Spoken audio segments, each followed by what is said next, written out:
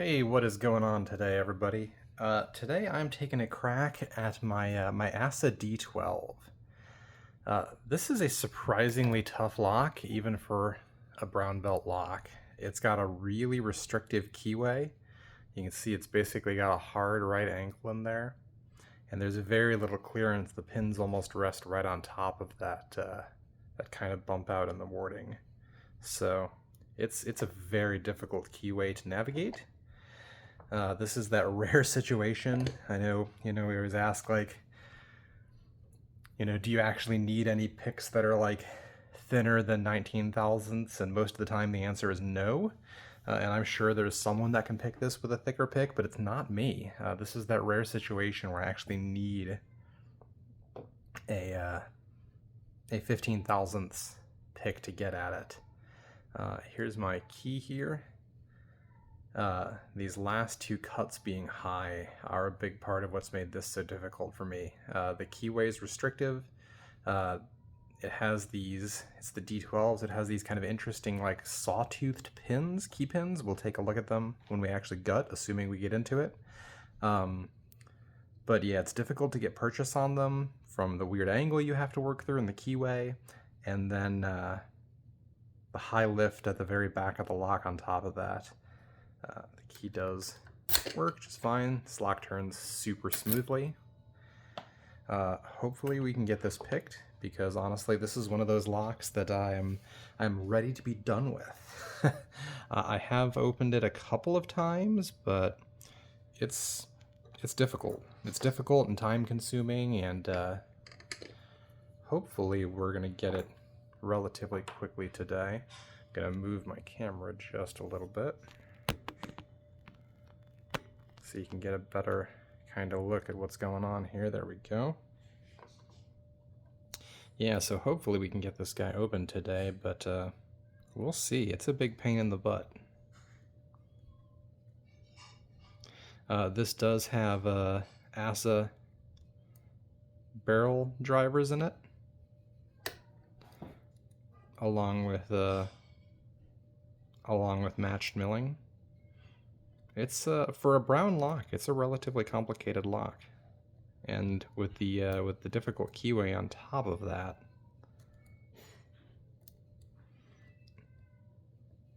it's not easy at all.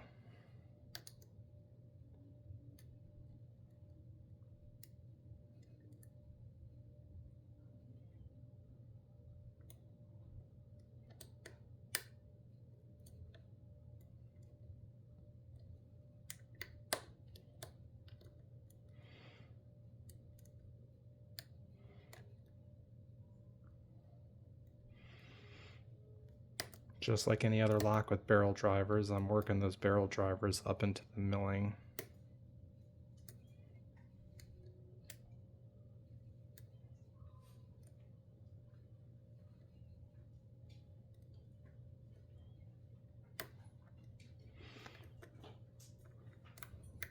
I'm using a pretty deep hook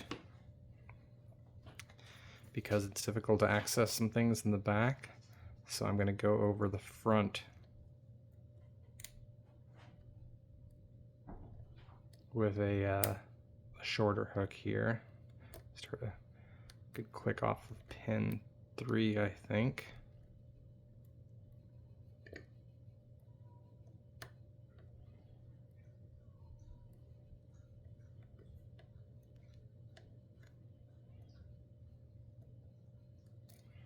Pins 1 and 2 are 0 lift.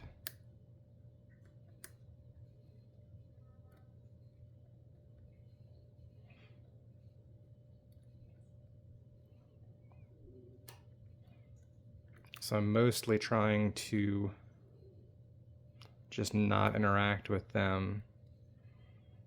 Tension balance is important here, especially in this one, since I've got some 0 lifts. I need to keep a little bit of tension on the core so I don't accidentally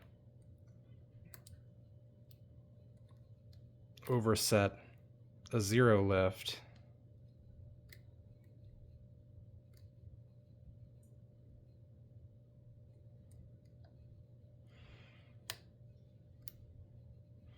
click on pin 5, but I also need to make sure that it's not too heavy.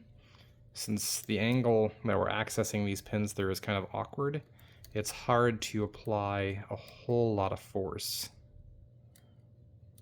to the tip of the pin directly. Just felt a little bit of or a little bit of core movement. So we're getting some things set. Another click on both pins 6 and 5.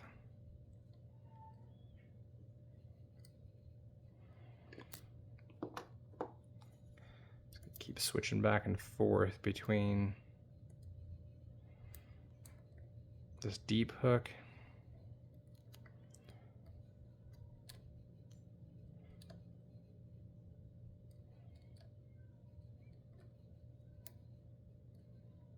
and the shallower hook as I move from the front to the back.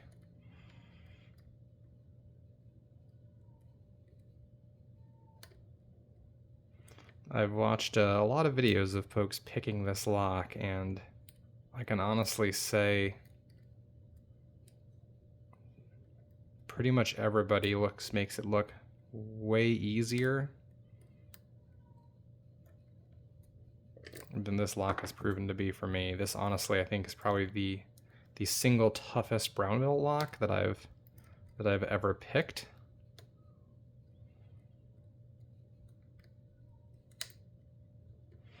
Another little click on pin 5. That might be to the top of the milling on that one.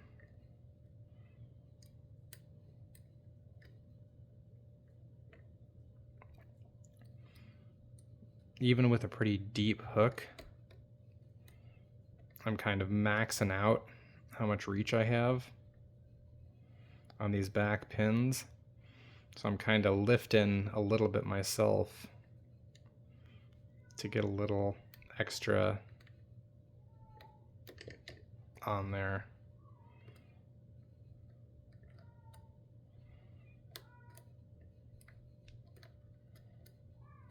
I suspect I don't have pins 3 and 4 fully set yet.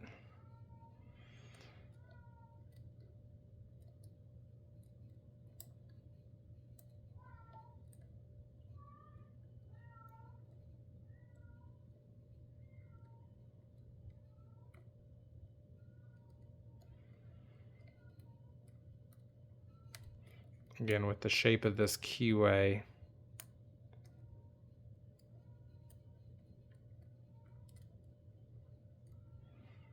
it's just difficult to get on them nice and square. I have to keep catching myself because I can feel myself cranking tension up just incidentally as I'm moving back and forth.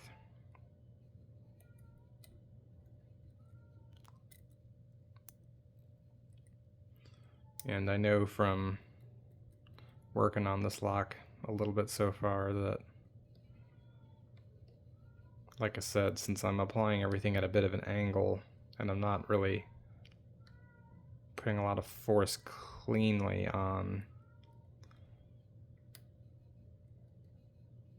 these pins, too much tension will really try slightly different rounder hook here for a second.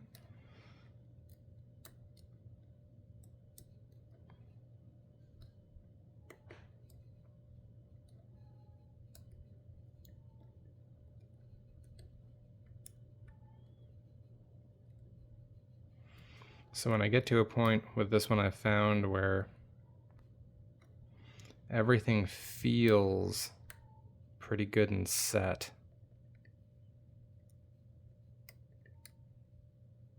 What that typically means is pin 5 or 6 are kind of stuck in the last step of their countermilling. And I'm just not quite getting enough reach to to lift them out of the milling. So what I'll do is I'll really back tension off and lift it really good and hard, and hopefully I'll clear it. But before I do that, I want to check everything again, just to make sure I haven't accidentally missed a little click on something else, just to be safe. There we go. Gotcha. Yeah, just like I thought, it was pin 5. I just wasn't quite clean enough on it. Oh man, this lock is a pain in the butt. So let me see it's opened. I'm gonna go ahead and lock it back up. And then let's go ahead and gut this thing and take a good look at it and see kind of why exactly it's a big pain.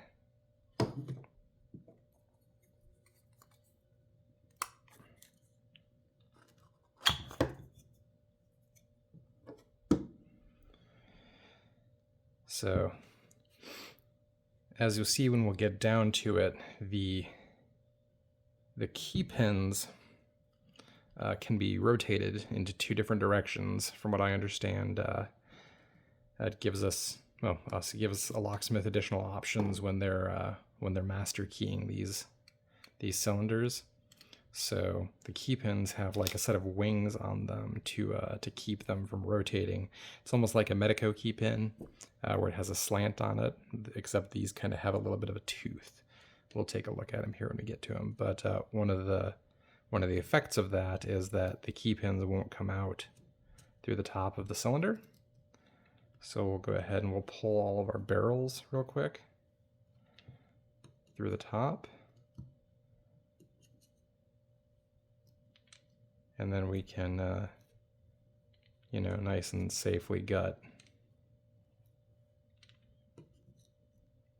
the rest of it without having to worry about anything getting popped out anywhere. Now I believe, let's go ahead and zoom in just a little bit here so you can get a cleaner view of the drivers as they're coming out. These are all typical Assa barrels, and I don't believe they're balanced stacks. They're all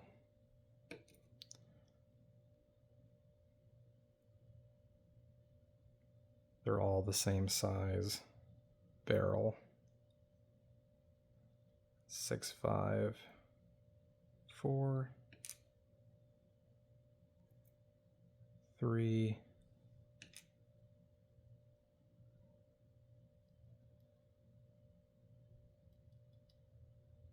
flip this guy around.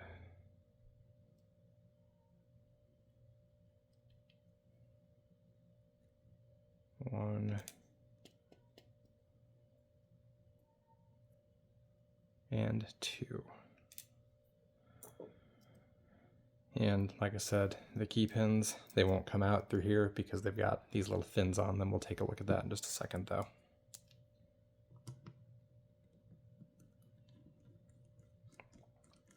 This one's got a slightly unusual retention mechanism on the back. There's a little torque screw. And then you've got this collar here, which can be screwed off by going counterclockwise.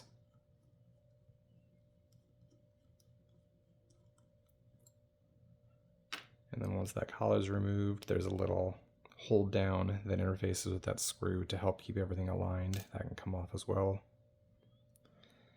And now the actuator is actually part of the core. Go ahead and put the key in and turn it. It should clear regardless, but we'll go ahead and just pull it out. There's really nothing to see in the outer housing of the lock. See our anti-drill pins there. And then we can see our core. If you look on the side of each pin, there's a pair of notches. Those are for pin alignment, and we'll take a look at those pins here in just a second.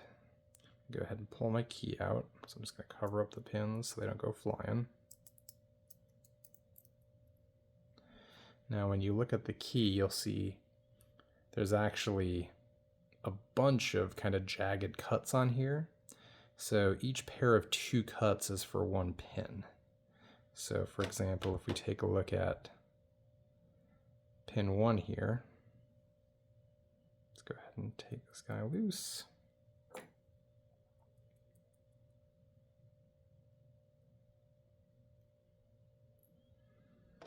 You'll see it's basically got a set of cuts on it. And what that means is this pin can actually sit either this way or this way, and that gives you 2 potentially different pin heights out of each of these pins. Some of them will have kind of teeth of different lengths, some of them will be the same length. Like I said, from my understanding, is that's a mastering benefit, but not being a locksmith and not working with this stuff a lot, it's not something that I'm familiar with. Yeah, you can see this one, pin 2, it's got 2 teeth of the same length.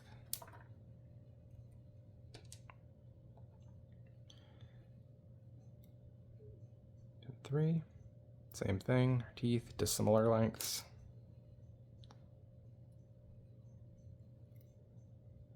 Four.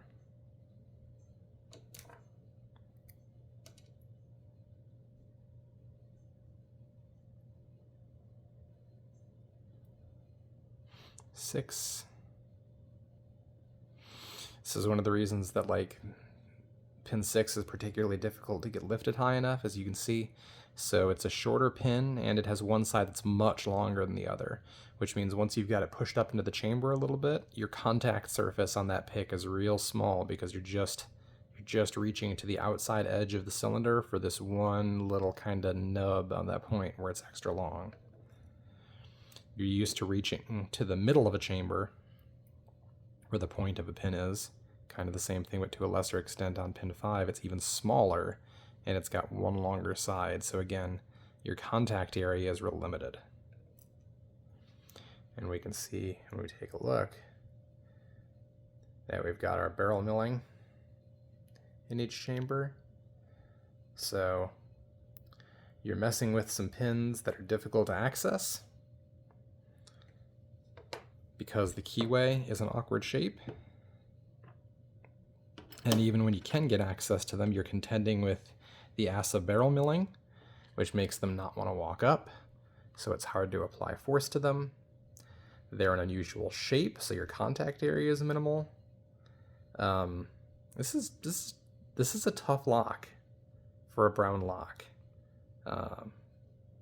Yeah, I'm sure this varies dramatically in the bidding. I know we say often that like bidding doesn't matter a whole lot on lock's difficulty, and that's true. Most of the time bidding really doesn't matter a whole lot, unless you pair it with something like a really restrictive keyway. And then all of a sudden bidding matters a ton. And this is a perfect example of that, where this bidding might not matter too much on a master lock or, you know, an American 1100 or something, but on this lock with the restrictive keyway and the low contact area on some of the pins, all of a sudden this bidding matters a lot, having to reach past some zero cuts. Pin 4 is not actually a 0 cut. It's basically a 1. It's the lowest cut that it could be. And then having to set high pins behind that on a restrictive keyway, on pins with minimal contact area, all of those things make this lock extra tough. But it is definitely worth trying, even though, like I said, it's probably the most frustrating brown lock I've picked. I'll definitely be looking for somebody to unload this one on in the near future, because I don't think I want to pick it again for a little while at least. So yeah, that's the Assa D12. Really challenging brown belt lock, at least for me. So thanks very much, everybody, and I'll catch you on the next one.